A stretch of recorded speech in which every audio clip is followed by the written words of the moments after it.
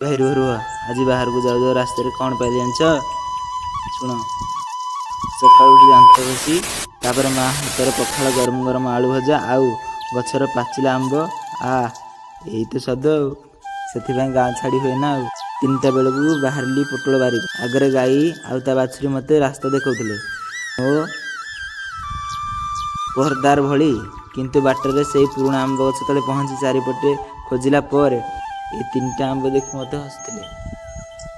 କିନ୍ତୁ ସେଇ ଖୁସି ବେଶୀ ସମୟ ରହିଲାନି।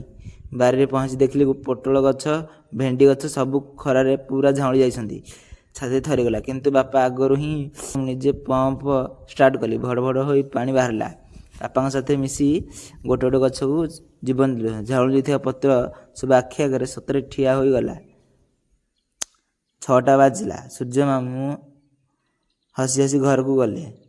ଆମ କାମ ବି ସରିଲା। କିନ୍ତୁ ଏଇ ଦିନଟା, ଏଇ 3ଟା ଆମ୍ବ ଆଉ ବାପାଙ୍କ ସାଥ ମୋ ଜୀବନରେ ସବୁଦିନ ପାଇଁ ରହିଯିବ। ତେଣୁ ତୁମକୁ ବି ଯଦି ନିଜ ଗାଁ କଥା ମନେ ପଡ଼ିଗଲା, এই ଭିଡ଼ିଓଟା ତୁମ ସାଙ୍ଗକୁ ପଠାଇ ଦିଅ।